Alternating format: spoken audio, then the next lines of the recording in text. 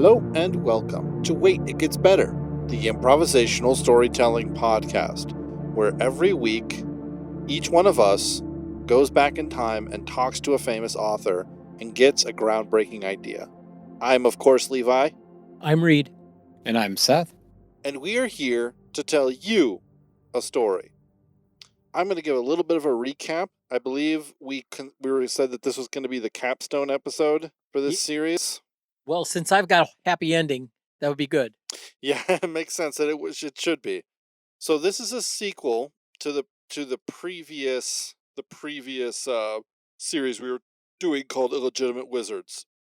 This one is called Stolen Power, and it's several years past the Illegitimate Wizards story. There are groups, kind of crusades or inquisitor type groups who are hunting down the baseborn, the magic users, turning them into a crystalline structure, like calcifying the power inside of them until they turn into like a crystal, and then taking that material and using it to power weapons, power machines, kind of an industrial revolution powered by this substance.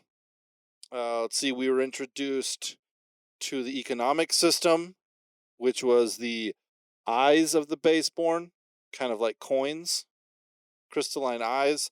There was a famous person, kind of a snake oil seller, whose all of his snake oil started to actually work for some reason. There was the quartet members. I believe it was some various individuals who could redirect, just some kind of tertiary individuals who were sort of traveling around the world who could again redirect this power into items or out of items. We have a lot of moving parts in this story. The world has become sort of more science-ified. We have rejected nature and nature's systems even more and have instead turned into fanatics. Yeah. Does that sound kind of like how the story is going so far? Yeah, pretty much. The beginning scene begins sort of in the far country. There's an individual who finds people sort of encroaching on his land. I don't remember. I know someone had villain's sidekick, but I don't remember who that was. Who was the villain sidekick? I had the villain sidekick last time. His name was Julian, and he is kind of like grew up kind of pampered and spoiled, but he was one of those people that he hated when anybody else did well. He was just like jealous and this all kind of, he was a charming guy, but he wasn't the kind of guy that would keep friends as soon as people realized what a slime ball he was. Right. And he was always, seeking to use people for his advantage. And he had, of course, it was a kind of an obvious thing. He developed a really unusually strident hatred for the baseborn. And so he was like sucked up right away to the inquisitors, the kind of the crew whose job I don't know if they were self-appointed or not, but to go around and ferret out, the baseborn and anyway, Julian's kind of side hustle was like, whenever he could get away with it, just killing these people off and stealing their eyes. He was an eye harvester.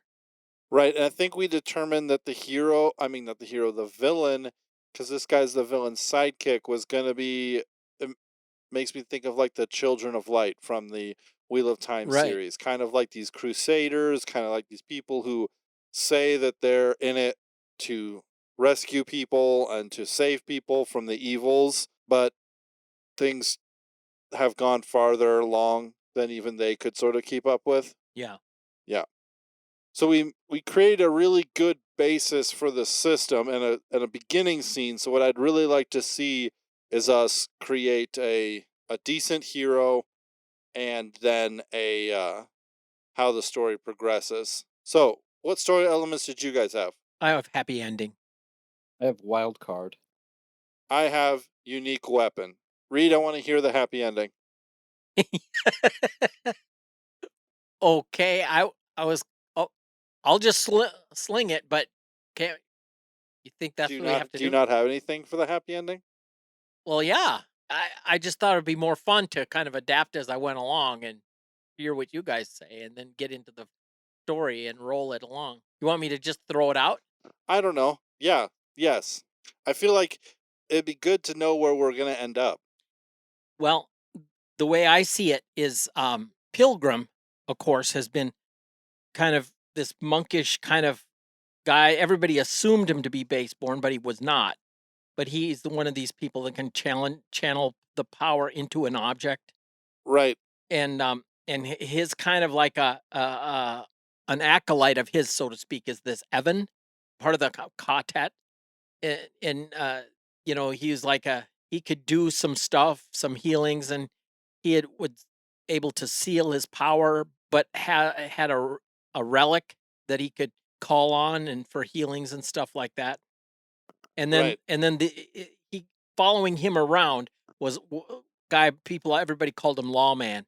He was basically a bodyguard named Matthias, kind of assigned to Evan. And these people were, you know, traveling around and dealing with the society as it was. But the way it comes, I see it coming to a head, is that the Inquisitors were getting increasingly problematic. You know, they would come in and like really being disruptive, and you know, people being denounced as baseborn, Right. and these kinds of things, and I there was kind of a showdown coming, and uh, the guys that had been up, you know, in the high country, kind of encroaching on the land of these people that are just ranchers, and they're trying to use the springs that were available to them to keep some marginal land, you know, in pasture, so that they could raise some livestock. Uh, they their trick was to accuse these ranchers that were just minding their own business of being baseborn, and so the happy ending kind of starts with Madoff, the peddler, coming through and kind of scoping out what's been going on, and he is, you know, has has he's got a sidekick that has come along and kind of joined him, and she is just a sweet old woman, and she has got a little chest full of interesting curiosities from antiquity. And it turns out that her name is Darling, and she's the wise old woman from hundreds of years ago. And Ah. yeah, and she comes, and the bad guys are trying to be, you know, assert themselves, and the Inquisitors, and she just like makes them all go to sleep. Like, And is that a euphemism for kills them or no, they just go to sleep. And the the the the brothers that were waiting for the big showdown, they found the landowner that the thugs had kind of taken over his ranch, and said, "I know what we're going to do is we're just going to extend our irrigation from our spring to go on, you know, to go onto your land, so you can have pasture land too, and we'll get along just fine. And we can work out a trade. And it doesn't have to be eyes of these guys that have gone to sleep." So anyway, that was my happy ending.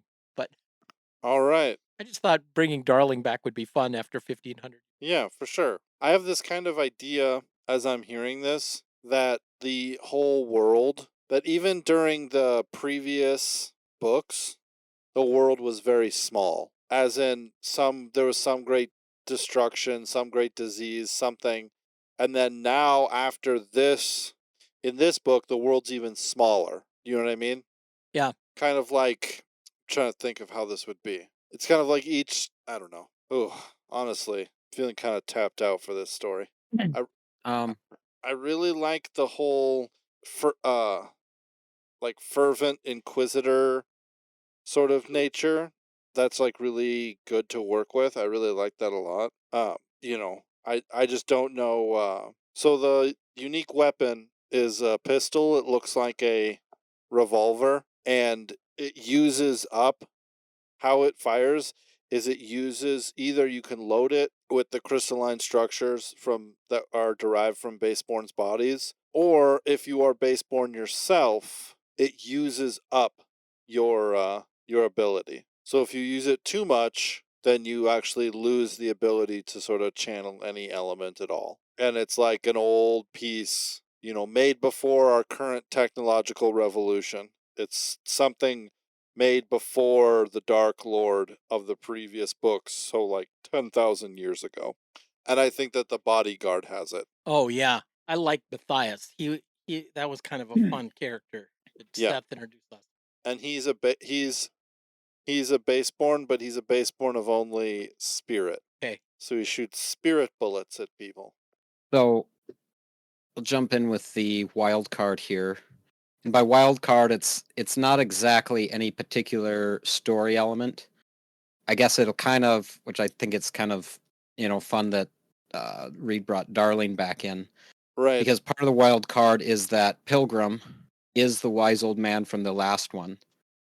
Right? Oh, cool. Yeah. Because I know in the illegitimate wizards, the one of the things that we talked about was that the monk kind of character there that was the wise old man was possibly kind of an incarnation of like the will of, I forget how we put it, like the will of like the people or the power or the the world a little bit, not so Right, much in yeah. like a god kind of idea, but just kind of an embodiment of kind of the directional will and power of the earth and the people.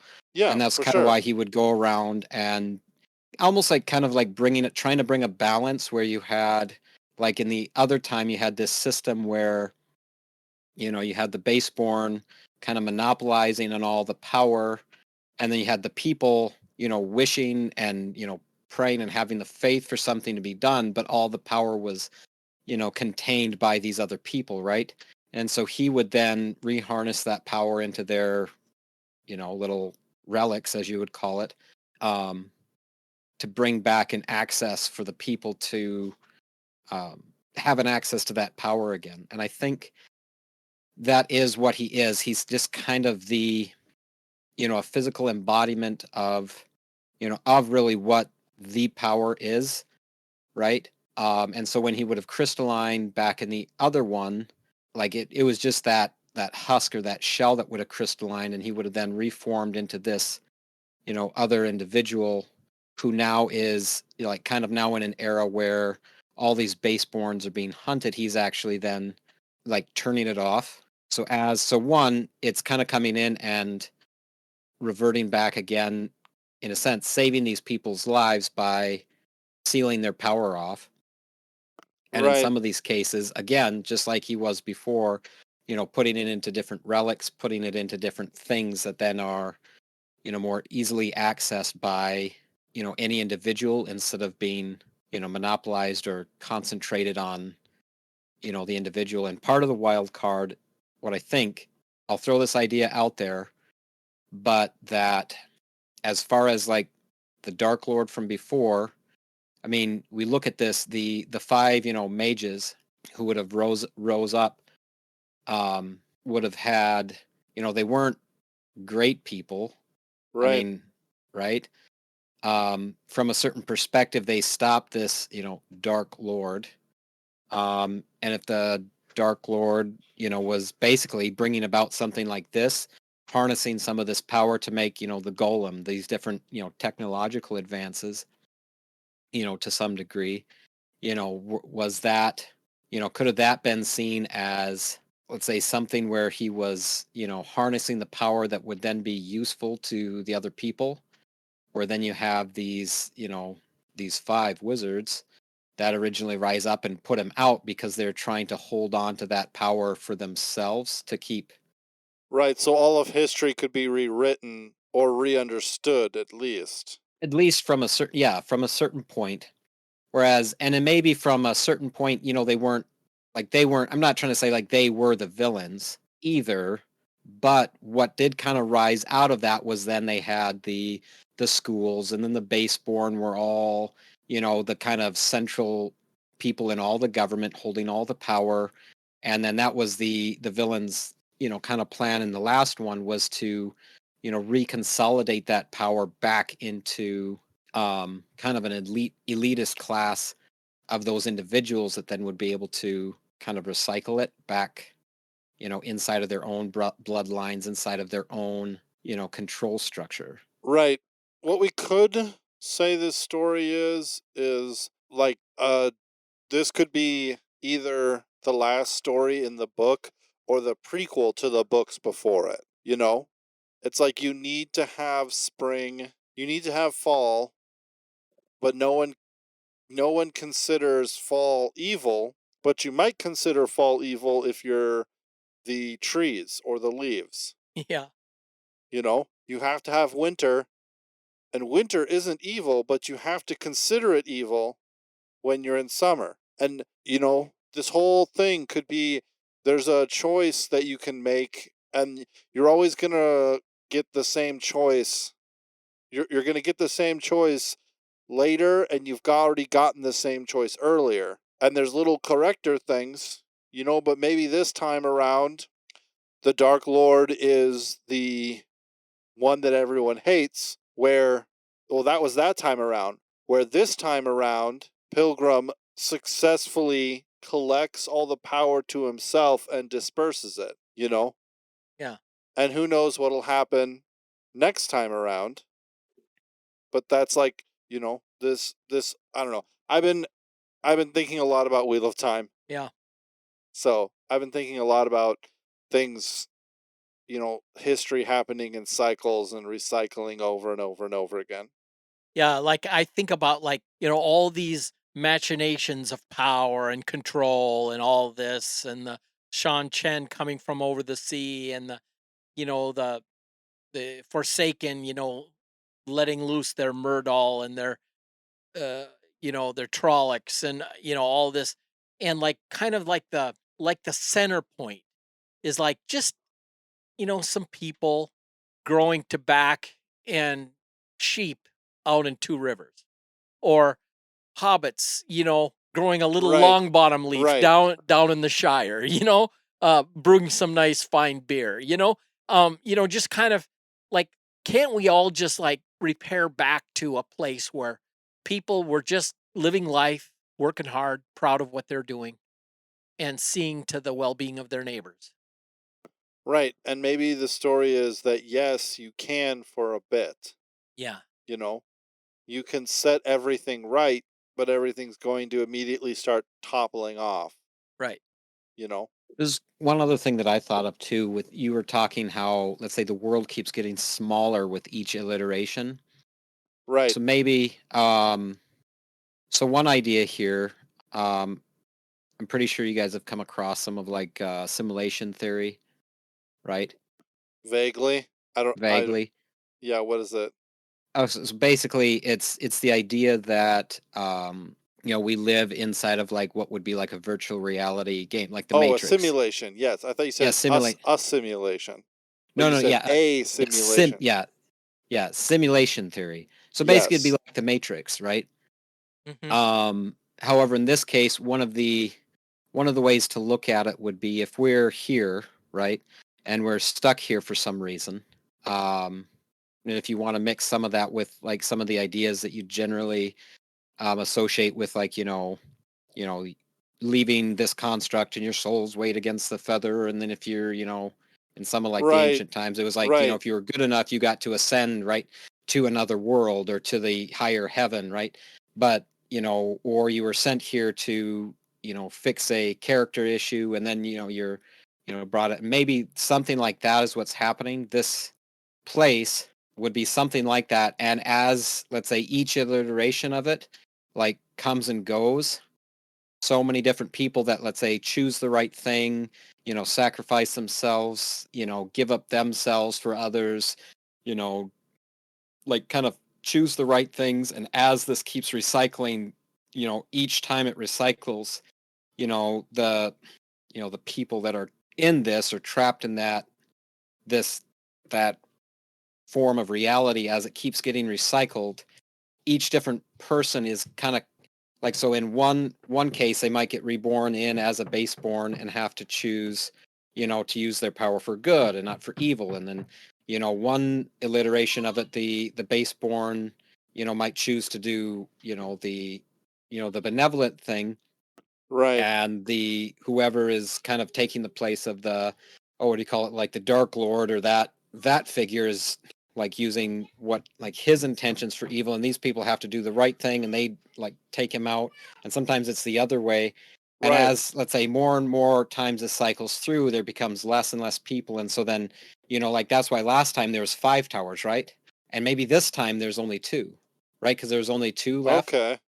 And then people just kind of forget where the other ones are, until perhaps like this has recycled over and over, to the point where then instead of being like, a whole continent, it's one little country. And then instead of one little country, or 5 countries, it's one country now with the 2 towers, right? And so then then you have, let's say now it's down to, a city, right?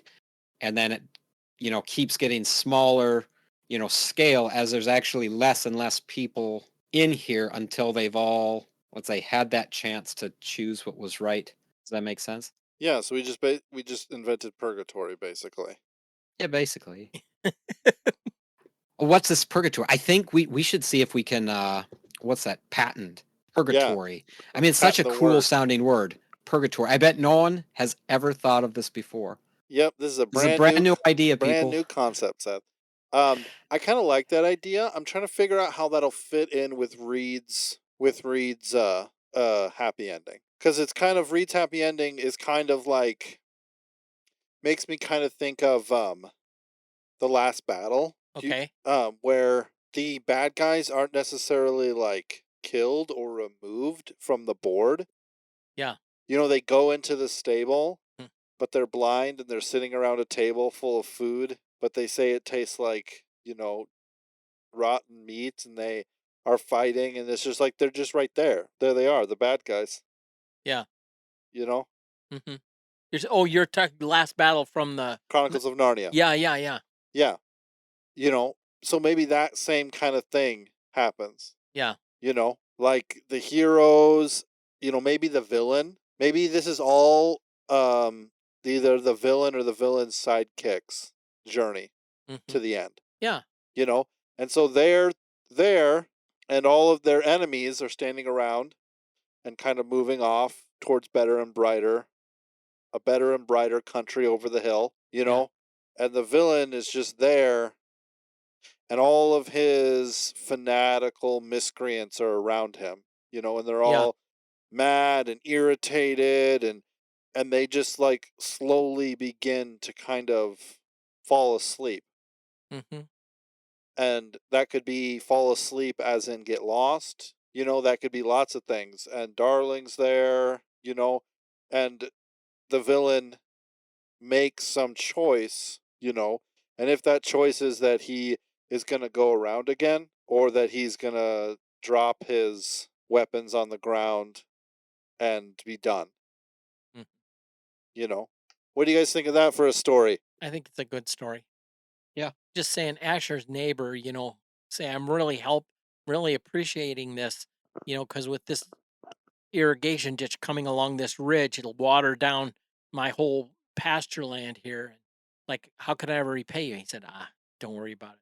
When Grandpa put in that spring, we buried him up there in his crystalline structure. He was baseborn, and his crystalline structure has got this spring going, and we're all good.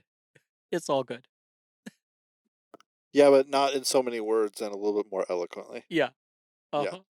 Or they don't say anything, because they're passing on to the next life. Right. Because we have to kind of decide.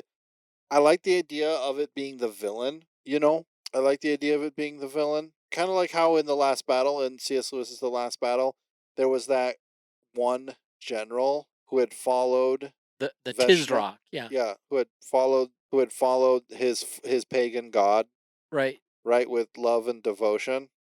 Mm-hmm. And Aslan basically says, like, I like the love and devotion that you gave to this. Yeah. I recognize that, and I recognize it so much I count it all to me, you know? That And he same said, What's up? sorry. I was going to say, and he said, "Oh Lord, Lord, when did I feed you when you were hungry, and clothe you when you were naked?" And he said unto them thus, though you did to the least of these, you've done unto me. Right. That's the same, maybe that same kind of thing. I don't know if the villain's going to be like ordering people tortured and stuff. I don't know that I could. Yeah. So maybe it's what's his name? Maybe it's the villain's sidekick then, Well, he who was has his pretty. come to Jesus moment. Yeah, he needs some. You know. That's fine. We can just have it be the hero. Yeah. Yeah. It can be the hero. Yeah. It can be the hero. Yeah. And I like to see really bad guys come to Jesus. That's good. But it's a big stretch. Yeah. No, it's okay. They People need a might say couple. that about me. They need a couple more times around. Yeah. They'll go around a couple more times, and then they'll be right as rain. I would say the hero has the opportunity to take all power to himself, right? Yeah. The hero has the opportunity to take all the power unto himself and become the new Dark Lord, Right. right? Same thing like accepting I'm almost done with Lord of the Rings. Same thing with like accepting the ring. Galadriel was like, I would be great and terrible, Yeah. right? Gandalf said, I would turn all things right, but in doing so, I would enslave all men. Yeah. He's like, I can take this thing and I can take it all, and I can turn everything right. Mhm. And he succeeds in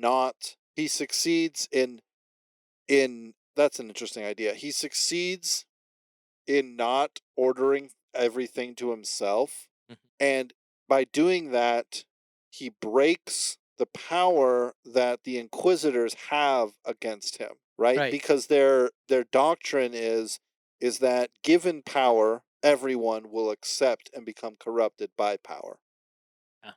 So we must wield power because we, through dogma and discipline, do what's right, And he breaks that because he takes all power to himself and does not does not order everything according to himself.